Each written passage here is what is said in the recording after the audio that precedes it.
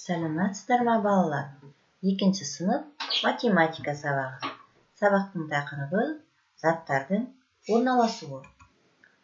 Бүгінгі сабақтың мақсаты сызықта белгіленген нүктелердің бір-біріне қатысты орналасуларын анықтау. Бастапқы орнын, бағытын, қозғалысын анықтау, айқындайтын нұсқаулыққа сәйкес әрекет жасау. Балалар, мына суретке назар аударайықшы. Суретте үйдің айналасындағы нәрселердің орналасу бағытын анықтайық. Күн үйдің жоғарғы жағында орналасқан, тау үйдің артында орналасқан, ал ағаш үйдің оң жағында орналасқан. Жол ағаштың оң жағында орналасқан. Жол гүлдің сол жағында орналасқан. Ал демалатын орын адам үйдің алдында орналасқан.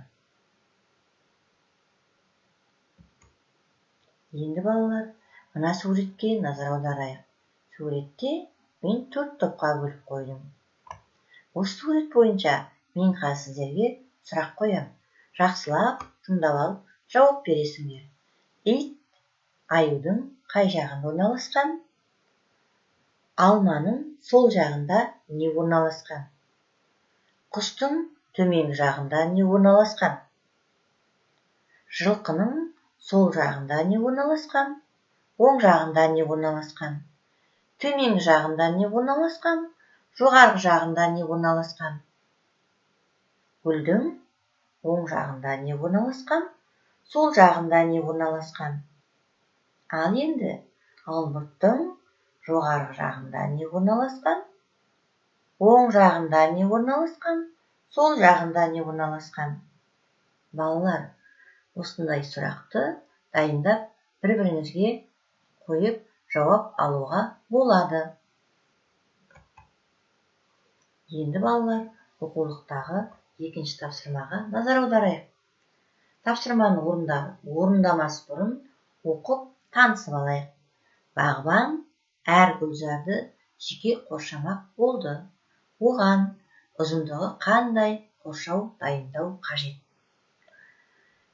Балалар, бағбан дегеніміз кім? Гүлзар дегеніміз не? Бағбан дегеніміз бақша өсіруші адам. Гүлзар дегеніміз гүл өсіретін орын. Сіздердің алдарыңызда сурет берілген, суретте фигуралар берілген. Балалар, осы фигураларды біздер қандай топқа жатқыза аламыз?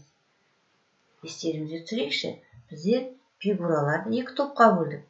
Кеңістіктегі фигура, жазықтағы фигура. Мына фигуралар соның қайсысына жатады?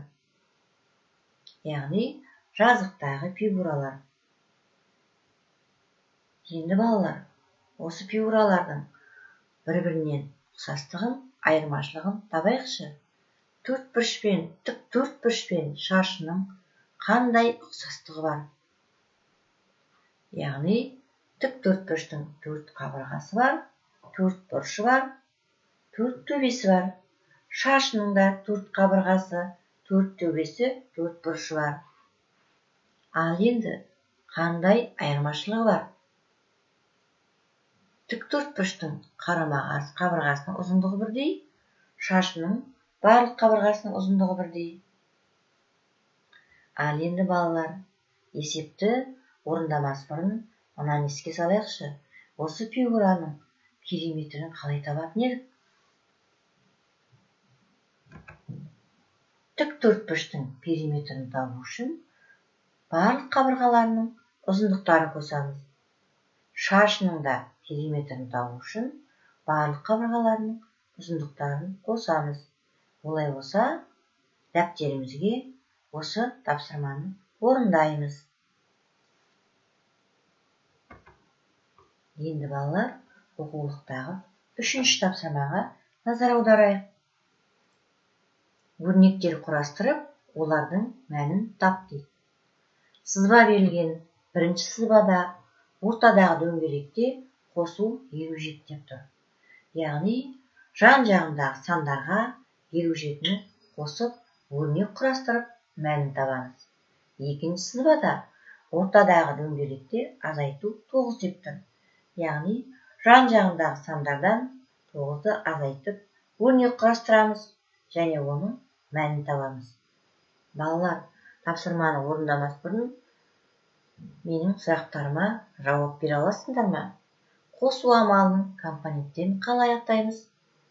Азайту амалының компоненттерін қалай атайтын едік? Қосу амалының компоненттері қосылғыш, қосындының мәні. Азайту амалының компоненттері азайғыш, азайтқыш, айырманың мәні. Тапсырманы дәптерге жақсылап орындаймыз. Енді 49-шы беттегі 4-ші тапсырмаға назар аударайық. Бұны үйде орындаймыз. Өрнектердегі амалдардың орындалу ретін анықта.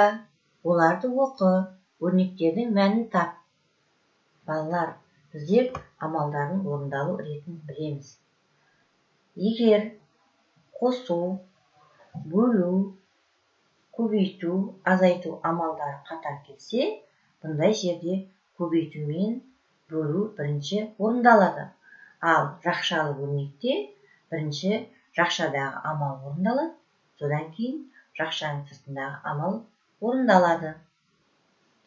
Сонымен балалар, бүгінгі сабақтың мақсатына жеттік па? Фигуралардың орналасу бағытын анықтай алдық па балалар? Олай болса, назар салып тыңдағандарыңызға рахмет. Қош, сау болыңдар.